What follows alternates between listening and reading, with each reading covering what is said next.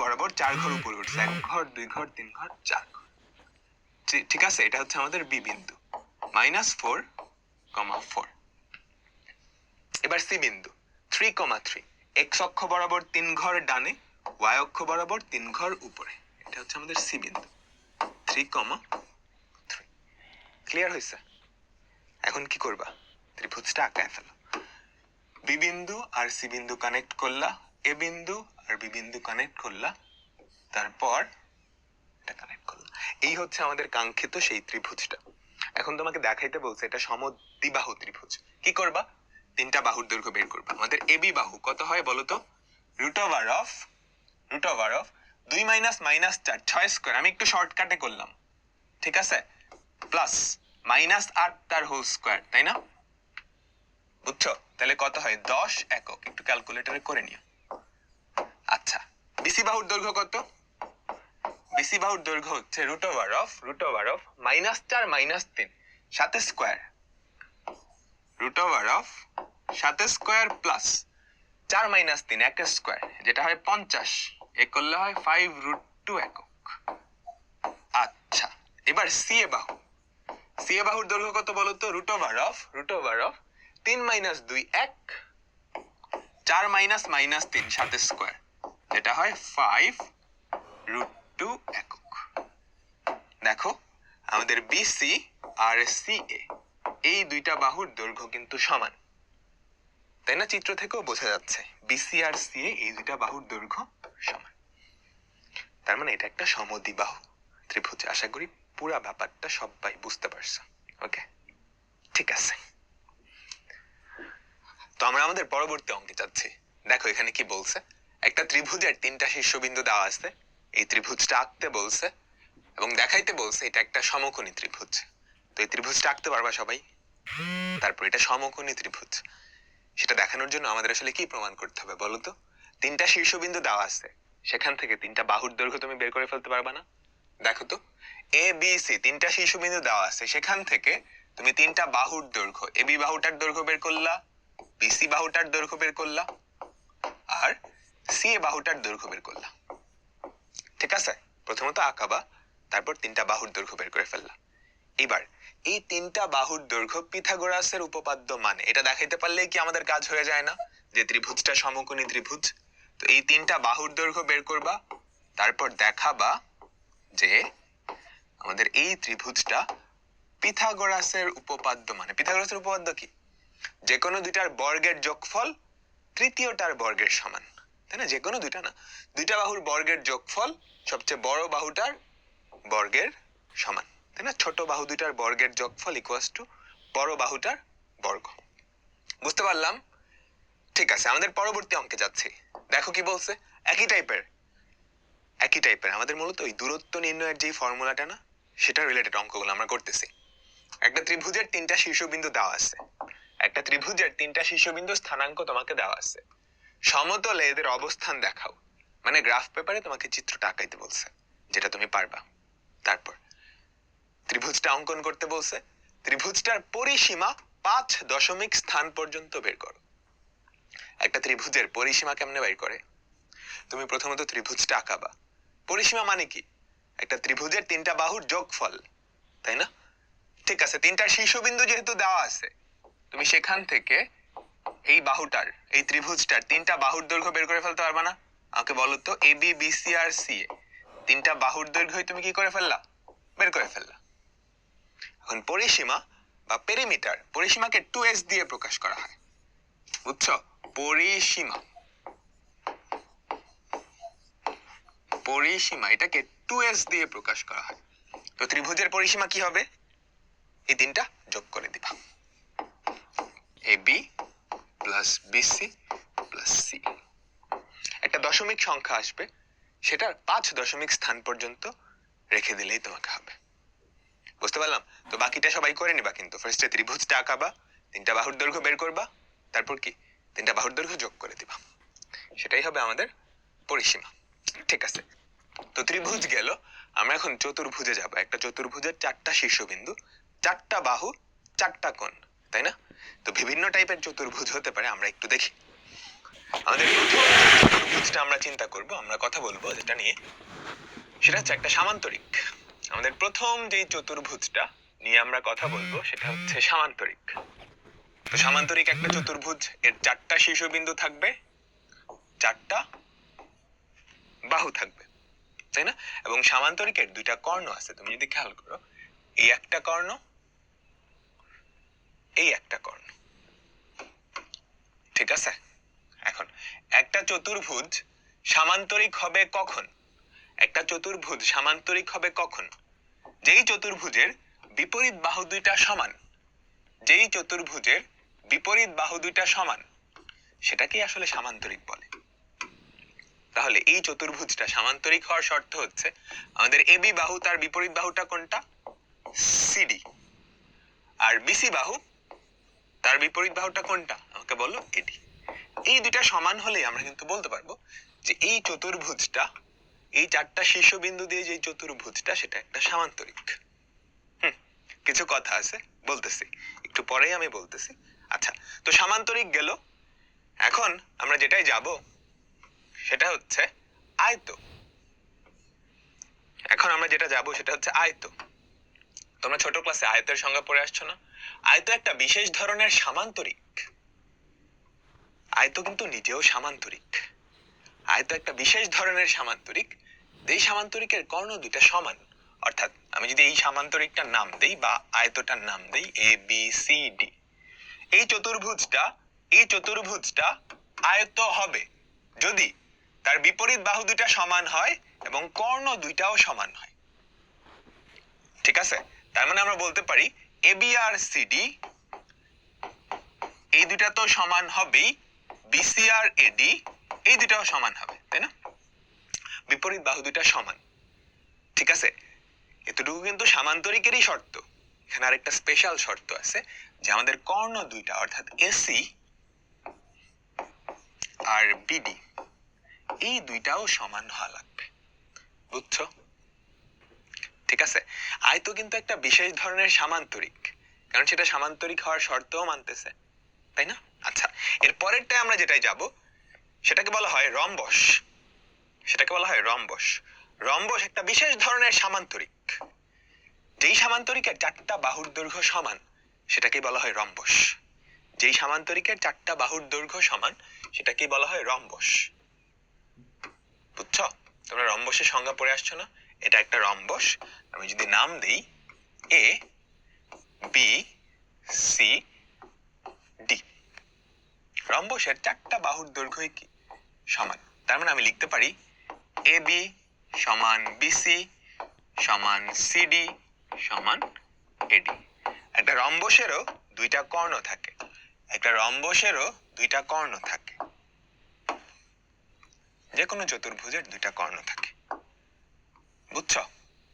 আচ্ছা, আমরা এখন সবার লাস্টের টাইপের যে চতুর্ভুজ সেটাতে যাচ্ছি।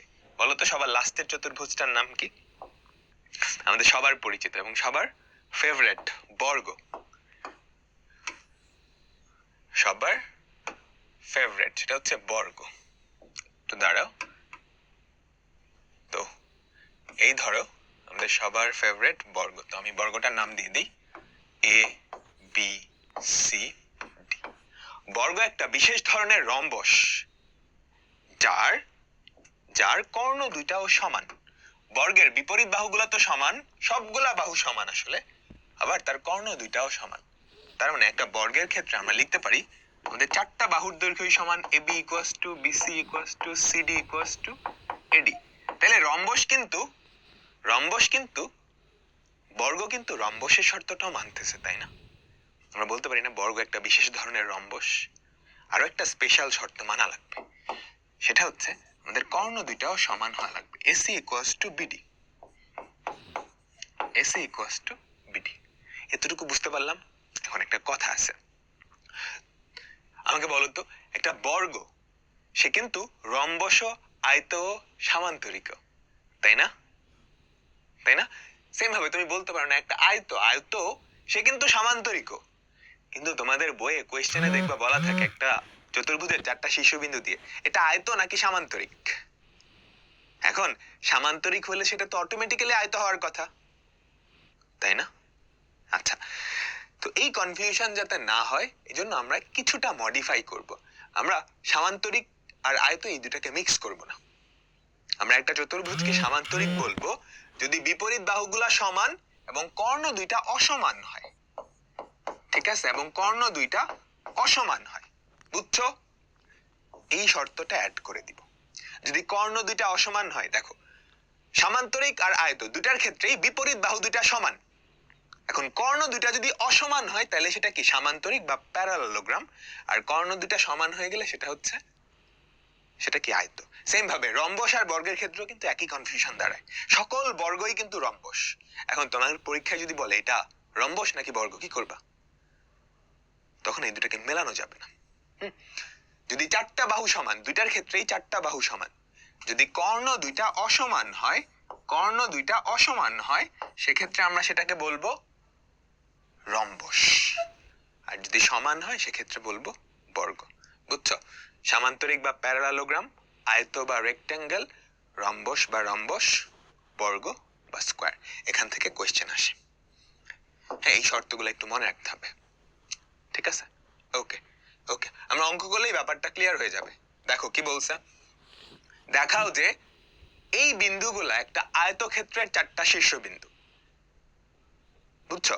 তো আমি যদি একটু নাম দিয়ে দিই, ধরো আমি এই বিন্দুটার নাম দিলাম এ বিন্দু, 0,-1, দ্বিতীয়টার নাম দিলাম বি বিন্দু, -2,3, তৃতীয়টার নাম দিলাম 6,7, চতুর্থটার নাম দিলাম ডি বিন্দু 8,3। তাহলে এবিসিডি একটা চতুর্ভুজ হবে। সেই চতুর্ভুজটা দেখাতে হবে একটা আয়ত। একটা চতুর্ভুজ আয়ত দেখানোর উপায় কি? বিপরীত বাহু দুইটা সমান এবং কর্ণ দুইটাও সমান। বিপরীত বাহু দুইটা সমান এবং কর্ণ দুইটাও সমান। তো আমরা একটু বাইর করি। বলো তো এবি বাহুর দৈর্ঘ্য কত হবে? এবি বাহুর দৈর্ঘ্য কত হবে আমাকে সবাই বলো তো। Root over of 2 square plus 4 square. তাই না? একটু ক্যালকুলেট করো তো সবাই। Root over of 2 square plus 4 square 20 আসে, তাই না? তাই তো, root over of 2 square plus 4 square, root over of 20, 4×5 = 20, যেটা হয় 2√5 একক। 2√5 একক। ওকে, এবার বিসি বাহুটার দৈর্ঘ্য বের করো। বিসি বাহুটা হবে রুট ওভার অফ, দেখো তো 6 আর 2 8, তাই না? তাই তো, 8 স্কয়ার প্লাস 7 - 4 হয় 3, 7 - 3 হয় 4 হোল স্কয়ার। তাহলে কত হয়? Root over of 8 square plus 4 square, যেটা হয় 4√5 একক। আচ্ছা, এবিবিসি, এবার সিডি বাহুটা বের করো। সিডি বাহুটা কত হবে বলো তো? রুট ওভার অফ বিয়োগ করো 2 স্কয়ার প্লাস 4 স্কয়ার, একটু বিয়োগ করে দেখো এটাই আসবে। ঠিক আছে, root over of 2 square plus 4 square equals to 2√5 একক, এটাই আসে। এটাই কিন্তু আসতে হবে। তাহলে বলো তো এডি বাহুটার দৈর্ঘ্য কত হবে? যদি আয়ত হইতে হয় তাহলে অবশ্যই 4√5 হওয়া লাগবে। তারপরে তুমি ক্যালকুলেট করো। Root over of 8 - 0 whole square, 3 - -1, তার মানে 8 স্কয়ার প্লাস 4 স্কয়ার। 8 স্কয়ার বা প্লাস 4 স্কয়ার ইকুয়ালস টু 4√5 একক। তো এখান থেকে আমরা কি দেখতেছি আমাকে বলো তো? বিপরীত বাহু দুইটা কিন্তু সমান। এই যে খেয়াল করো, 4√5, তাই না? আবার খেয়াল করো 2√5, আমি যদি একটু অন্য কালার দিয়ে দেখাই, 2√5। এখনো কিন্তু আমি বলতে পারি না এটা আয়ত। এটা আয়ত বলার জন্য আমাকে কর্ণ দুইটার দৈর্ঘ্য বের করা লাগবে এবং দেখাইতে হবে কর্ণ দুইটার দৈর্ঘ্য সমান। তো আমরা এখন কর্ণ এসি এটার দৈর্ঘ্যটা বের করি। এসি কর্ণের দৈর্ঘ্য কত হবে আমাকে বলো তো? Root over of 6 square plus 8 square, যেটা হয় 10 একক। 10 একক। তো আরেকটা কর্ণ আছে, সেটা হচ্ছে আমাদের বিডি কর্ণ বিডি, সেটা কত হবে বলো তো? Root over of 10 square plus 0 square, 10 square plus 0 square equals to 10 একক। তার মানে আমরা বলতে পারি না এই চতুর্ভুজের এবি আর কোনটা সিডি এই দুইটা বাহু সমান, বিসি আর এডি এই দুইটা বাহু সমান, দুইটা বাহু সমান, আবার এসি আর বিডি দুইটা কর্ণ সমান, বিপরীত বাহু দুইটা সমান, কর্ণ সমান, সুতরাং এটা একটা আয়ত। তোমরা একটু বাংলা ভাষায় লিখে নিবা এগুলা ব্যাপারগুলো, বুঝছো? এবি বাহুর দৈর্ঘ্য, বিসি বাহুর দৈর্ঘ্য, সিডি বাহুর দৈর্ঘ্য, এডি বাহুর দৈর্ঘ্য, এসি কর্ণের দৈর্ঘ্য, বিসি কর্ণের, বিডি কর্ণের দৈর্ঘ্য, তারপর এগুলো বাংলায় একটু লিখে দিবা। আমি আর ডিটেলসে বাংলায় লিখে দিলাম না, নিজের মনের ভাষায় লিখলেই হবে, নিজের মনের ভাষায় লিখলেই হবে, বুঝছো? তারপরেরটা দেখো কি বলছে, চারটা শীর্ষবিন্দু দেওয়া আছে, এই চারটা শীর্ষবিন্দু দিয়ে যে চতুর্ভুজটা, সেটা সামান্তরিক না আয়ত তোমাকে বের করতে বলছে। সামান্তরিক না আয়ত, তুমি কি করবা? চারটা বাহুর দৈর্ঘ্য বাইর করবা, তাই না? এবি, বিসি, সিডি, এডি। বিপরীত বাহু দুইটা সমান হবেই, বিপরীত বাহু দুইটা সমান হবেই, কারণ তোমাকে বলছে হয় সামান্তরিক হবে না হয় আয়ত হবে। এবার তুমি কর্ণ দুইটা বাইর করবা, কর্ণ দুইটা যদি সমান হয়, অর্থাৎ এসি আর বিডি এই দুইটা কর্ণ যদি সমান হয়, তাহলে কি হবে বলতো? রেক্ট্যাঙ্গল বা আয়ত, তাই না? আর এসি আর বিডি কর্ণ দুইটা যদি সমান না হয়, সেক্ষেত্রে কি হবে বলতো? সেক্ষেত্রে হবে আমাদের সামান্তরিক, সেক্ষেত্রে হবে সামান্তরিক। বুঝছি? একটু চেক করে নিবা, বাকিটা হোমওয়ার্ক, বাকিটা হোমওয়ার্ক। ঠিক আছে, আচ্ছা, অক্ষ থেকে দূরত্ব সংক্রান্ত কিছু অঙ্ক আছে, আমরা একটু দেখে নিই। আমরা দেখছিলাম না একটা বিন্দুর এক্স অক্ষ থেকে দূরত্ব কি? তার কোটির পরম মানের সমান। ওয়াই অক্ষ থেকে দূরত্ব কি? ভুজের পরম মানের সমান। মূল বিন্দু থেকে আমাদের মূল বিন্দু কত? আমরা মূল বিন্দুর নাম দিলাম এটা 0,0। ঠিক আছে, এই বিন্দুর নাম দিলাম পি বিন্দু, পি বিন্দুর স্থানাঙ্ক হচ্ছে -5,5, আর এই বিন্দুর নাম দিলাম কিউ বিন্দু 5, k। ঠিক আছে, এখন তোমাকে বলছে মূল বিন্দু থেকে এই বিন্দুর দূরত্ব আর এই বিন্দুর দূরত্ব সমান, অর্থাৎ মূল বিন্দু থেকে এই দুইটা বিন্দু সমদূরবর্তী, তাহলে কে এর মান বের করতে বলছে। বুঝছো কি বলছে? মূল বিন্দু থেকে পি বিন্দু আর কিউ বিন্দু সমদূরবর্তী, তোমাকে কে এর মান বের করতে বলছে। তো তুমি ফার্স্টে কি লিখবা? মূল বিন্দু থেকে পি বিন্দুর দূরত্ব ওপি, বাংলায় লিখবা কিন্তু, আমি সরাসরি লিখতেছি, এটার আগে লিখে নিবা বিস্তারিত।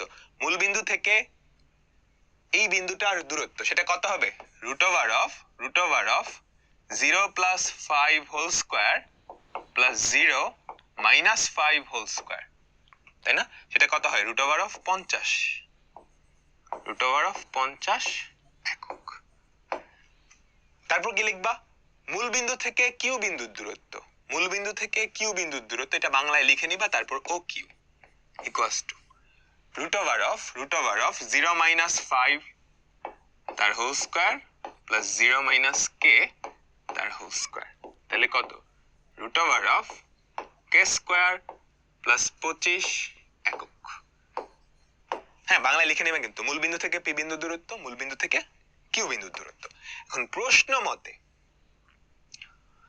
মূল বিন্দু থেকে এই দুইটা বিন্দু সমদূরবর্তী, মূল বিন্দু থেকে এই বিন্দুর দূরত্ব আর এই বিন্দুর দূরত্ব সমান, এই মানে হচ্ছে সমদূরবর্তী। তার মানে প্রশ্ন মতে কি বলতো? প্রশ্ন মতে ওপি আর ও কিউ এই দুটা কেমন হবে? সমান হবে। তাহলে ওপি এর ভ্যালু কত? √50, ও কিউ এর ভ্যালু কত হবে? √of k square plus 25। দুই পাশে যদি বর্গ করে দাও, এখানে হয় 50, ও পাশে হয় k স্কয়ার প্লাস 25। এখন 25 দুই পাশে নিয়ে আসো, k স্কয়ার ইকুয়ালস টু 25, আমাদের k এর ভ্যালু কত হবে? ±5। বুঝছো? খুবই সুন্দর একটা অঙ্ক। ওকে, তুমি জাস্ট এখানে একটু ভাষাটা লিখে নিবা, আমি ম্যাক্সিমাম অঙ্কে ভাষাটা স্কিপ করতেছি। ওকে, পরেরটাই যাচ্ছি। দেখো পরেরটা কি বলতেছে, কোশ্চেনটা পড়ো। একটা বিন্দু P of x, y, এই বিন্দু থেকে ওয়াই অক্ষের দূরত্ব ও কিউ বিন্দুর দূরত্ব সমান। কাহিনী বুঝছো? কোয়েশ্চেনটা পড়তে অনেকে ভুল করে। কোয়েশ্চেনটা একবার পড়ো। P of X comma Y এটা একটা বিন্দু, এই বিন্দু থেকে ওয়াই অক্ষের দূরত্ব এবং এই বিন্দুর দূরত্ব সমান। তার মানে পি বিন্দু থেকে ওয়াই অক্ষের দূরত্ব আর পি বিন্দু থেকে কিউ বিন্দুর দূরত্ব এই দুইটা সমান। ধরতে পারছো? পি বিন্দু থেকে ওয়াই অক্ষের দূরত্ব এবং এই বিন্দুর দূরত্ব সমান। তার মানে পি বিন্দু থেকে ওয়াই অক্ষের একটা দূরত্ব পাওয়া যাবে সেটা, আর পি বিন্দু থেকে কিউ বিন্দুর দূরত্ব ওই দুটা সমান। তো তুমি কি লিখবা ফার্স্টে? P of X comma Y বিন্দু হতে ওয়াই অক্ষের দূরত্ব, ওয়াই অক্ষের দূরত্ব বলতো সেটা কত? বলতো সেটা কত? আমরা সেটাকে ডি দিয়ে প্রকাশ করলাম। ডি একটা বিন্দু হতে ওয়াই অক্ষের দূরত্ব মডুলাস অফ ভুজ না, মডুলাস অফ এক্স একক। ঠিক আছে? এইবার P of X comma Y বিন্দু হতে আমাদের কিউ বিন্দু স্থানাঙ্ক কত? 3,2 বিন্দুর দূরত্ব যদি পি কিউ দিয়ে আমরা প্রকাশ করি, পি কিউ এর ভ্যালু কত হবে? রুট ওভার অফ 3,2, তাই না? X minus 3 whole square plus Y minus 2 whole square এত একক। প্রশ্ন মতে এই দুটা সমান না, তার মানে আমরা লিখতে পারি প্রশ্ন মতে আমাদের পি কিউ ডিস্টেন্স আর ডি এই দুটা সমান হবে, তাই তো? তো পি কিউ ডিস্টেন্সটা কত? Root over of X minus 3 whole square plus Y minus 2 whole square equals to modulus of X. এখন দুই পাশকে বর্গ করবা। একটা কথা মনে রাখবা, সেটা হচ্ছে মডুলাস অফ এক্স এই জিনিসটাকে যদি বর্গ করো এক্স স্কোয়ারই পাওয়া যায়। কারণ কি? মডুলাসের কাজ পজিটিভ ভ্যালু দেওয়া। এখন তুমি যদি বর্গ করো এমনিও সেটা পজিটিভ হবে। মডুলাস অফ এক্স কে বর্গ করা যেই কথা, এক্স কে বর্গ করা একই কথা, কারণ আলটিমেটলি রেজাল্ট তো পজিটিভ আসতেছে। বুঝছো? তো এখন দুই পাশকে তুমি যদি বর্গ করো তাহলে কি থাকে আমাকে বলো তো? এখানে থাকে x minus 3 whole square plus Y minus 2 whole square, রুটটা উঠে যায়, আর ওখানে থাকে মডুলাস অফ এক্স তার হোল স্কোয়ার। ওকে, এখন আমরা এটা সিম্পলিফাই করে আমাদের প্রমাণটা নিয়ে আসবো। বুঝছো? প্রমাণে দেখো কোনো হোল স্কোয়ার সম্বলিত টার্ম নেই, তো এই হোল স্কোয়ার সম্বলিত টার্মগুলো ভাঙায় দাও। এক্স মাইনাস 3 হোল স্কোয়ার ভাঙালে কি হয়? X square minus 6x plus 9। Y minus 2 whole square ভাঙালে কি হয়? Y square minus 4y plus 4 equals to X square. দুপাশ থেকে এক্স স্কোয়ার ঘেচাং, এইটা আর এইটা ঘেচাং। তাহলে কি পড়ে থাকে আমাকে বলো তো? Y square minus 4y minus 6x। খেয়াল করো, y square minus 4y minus 6x, 4 আর 9 কত? 13 ইকুয়ালস টু 0। যেটা প্রমাণ করতে বলছিল সেটা আমরা করে ফেলছি, সুতরাং প্রমাণিত। ঠিক আছে? আচ্ছা, আমরা ছোট্ট একটা কনসেপ্ট দেখব, সেটা হচ্ছে মধ্যবিন্দুর স্থানাঙ্ক। তোমাকে দুইটা বিন্দুর স্থানাঙ্ক দেওয়া আছে, চিন্তা করো। তোমাকে দুইটা বিন্দুর স্থানাঙ্ক দেওয়া আছে, পি বিন্দু আর কিউ বিন্দু। ধরো এই হচ্ছে আমাদের পি বিন্দু, পি বিন্দুর স্থানাঙ্ক হচ্ছে x1, y1, আর কিউ বিন্দুর স্থানাঙ্ক হচ্ছে x2, y2। ঠিক আছে? এখন তাদের যে মধ্যবিন্দু, তাদের মধ্যবিন্দুটা ধরো এখানে কোথাও হবে। সেই মধ্যবিন্দুটাকে আমরা চিন্তা করলাম এম দিয়ে, মিড পয়েন্ট। এই মধ্যবিন্দুর স্থানাঙ্ক কি হবে? মধ্যবিন্দুর স্থানাঙ্ক নরমালি স্থানাঙ্ককে আমরা ইকুয়াল না দিয়ে 3টা দাগ দিয়ে প্রকাশ করি। বুঝছো? অর্থাৎ এম বিন্দুর স্থানাঙ্ক 2টা দাগ না দিয়ে 3টা দাগ। তাহলে বলো তো এম বিন্দুর স্থানাঙ্ক কি হবে? কি মনে হচ্ছে? মধ্যবিন্দু এটা আর এটার মাঝখানে, তাহলে এই দুইটা গড় করলেই হইতো না, মানে এই দুইটা যোগ করে 2 দিয়ে ভাগ। তোমার যেটা মনে হচ্ছে সেটাই। এম বিন্দুর স্থানাঙ্ক হবে, এম বিন্দুর ভুজ হবে পি আর কিউ বিন্দুর ভুজ দুইটা তুমি যোগ করে 2 দিয়ে ভাগ করবা। বুঝছো? এম বিন্দুর ভুজ কি হবে? পি বিন্দু আর কিউ বিন্দুর ভুজ যোগ করে 2 দিয়ে ভাগ, মানে গড়। এম বিন্দুর কোটি কি হবে বলো তো? পি বিন্দু আর কিউ বিন্দুর কোটি যোগ করে 2 দিয়ে ভাগ, 2 দিয়ে ভাগ। এটা মনে রাখো, এটা কাজে দিবে। এটা মনে রাখো, সামনে কাজে দিবে। মধ্যবিন্দু কেমনে ভাগ বের করে? যোগ করে 2 দিয়ে ভাগ, যোগ করে 2 দিয়ে ভাগ। বুঝছো? ঠিক আছে, ঠিক আছে। তোমরা মধ্যমা পড়ে আসছো। একটা ত্রিভুজের মধ্যমা কি? একটা ত্রিভুজের মধ্যমা কেমনে বের করে? একটা ত্রিভুজের 3টা মধ্যমা হয়। একটা ত্রিভুজের 3টা মধ্যমা হয়। ধরো একটা ত্রিভুজের 3টা শীর্ষবিন্দু এ বি সি। যে কোনো একটা শীর্ষবিন্দু আর তার বিপরীত বাহুর মধ্যবিন্দু। ধরো আমাদের বিসি বাহুর মধ্যবিন্দু হচ্ছে এইটা। বিসি বাহুর যে মধ্যবিন্দু সেটা হচ্ছে আমাদের এম বিন্দু। একটা শীর্ষবিন্দু আর বিপরীত বাহুর মধ্যবিন্দু আর বিপরীত বাহুর মধ্যবিন্দু যোগ করে যে রেখাংশটা পাওয়া যায় সেটাকে বলা হয় এই ত্রিভুজের একটা মধ্যমা। সেম ভাবে তুমি বি শীর্ষবিন্দু আর এসি এর মধ্যবিন্দু যোগ করে আরেকটা মধ্যমা পাবা না? সি শীর্ষবিন্দু আর এ বি এর মধ্যবিন্দু যোগ করে আরেকটা মধ্যমা পাবা। তো একটা ত্রিভুজের এরকম 3টা মধ্যমা পাওয়া সম্ভব। ঠিক আছে, মধ্যমার কনসেপ্ট বোঝা গেছে? এগুলো তোমরা উপপাদ্য পড়ে আসছো হায়ার ম্যাথসে। দেখো কি বলছে। একটা ত্রিভুজের 3টা শীর্ষবিন্দু দেওয়া আছে। ত্রিভুজটির মধ্যমা এডি এর মান নির্ণয় করো। ত্রিভুজটির মধ্যমা এডি এর মান নির্ণয় করো। আমরা ত্রিভুজটা ফার্স্টে আঁকাই। 3টা শীর্ষবিন্দু এ বি সি, 2, -1 অ্যাকুরেট চিত্র আঁকা লাগবে না, আনুমানিক আঁকলেই হবে, কারণ তোমাকে আঁকতে বলে নাই। পরীক্ষায় যদি আঁকতে বলে সেক্ষেত্রে অ্যাকুরেট চিত্র আঁকানো লাগবে গ্রাফ পেপারে। আর কিছু না বললে একটা আনুমানিক চিত্র আঁকালেই হবে। 2, 5। তাহলে কি চাইছে? মধ্যমা এডি। দেখো এডি তার মানে শীর্ষবিন্দু এ থেকেই তো সেই মধ্যমাটা আঁকা হবে, যেহেতু এডি আছে। তার মানে এ শীর্ষবিন্দু আর তার বিপরীত বাহুর মধ্যবিন্দু, তার বিপরীত বাহুর মধ্যবিন্দু হচ্ছে ডি। এই দুইটা যোগ করে যে মধ্যমাটা পাওয়া যায় তার দৈর্ঘ্য বের করতে বলছে। আচ্ছা ঠিক আছে, এ বিন্দুর স্থানাঙ্ক জানো।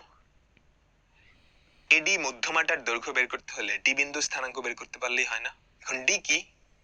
বি আর ডি এর মধ্যবিন্দু না? বি আর সি এর মধ্যবিন্দু না? সুতরাং তুমি লিখবে এভাবে, ডি বিন্দুর স্থানাঙ্ক, ডি বিন্দুর স্থানাঙ্ক। ফার্স্টে বাংলায় লিখে নিবা, ডি বি আর সি বিন্দুর মধ্যবিন্দু। সুতরাং ডি এর স্থানাঙ্ক ইকুয়ালস টু ডি এর ভুজ কি হবে? বি আর সি এর ভুজের গড় -4 প্লাস 2/2। কোটি কি হবে বলো তো? কোটি কি হবে? বি আর সি এর কোটির গড় 2 প্লাস 5/2। তাহলে সেটা কত হয় আমাকে বলো তো? এখানে হয় -1 7/2। ওকে, ডি বিন্দু স্থানাঙ্ক চলে আসছে। এখন কি আমাদের এডি মধ্যমাটার দৈর্ঘ্য, এডি মধ্যমার দৈর্ঘ্য বের করতে পারবা না? √of বাংলায় লিখে নিবা, এডি মধ্যমার দৈর্ঘ্য 2 + 1 whole square plus -1 -7/2 whole square একক। এখানে ক্যালকুলেট করে অ্যান্সারটা নিয়ে আসবে। এখন তোমাকে যদি আমি বাকি দুইটা মধ্যমার দৈর্ঘ্য বের করতে বলতাম, পারতা না? পারতা। তো এর মাধ্যমে আমাদের 11.1 শেষ। আমরা পরবর্তী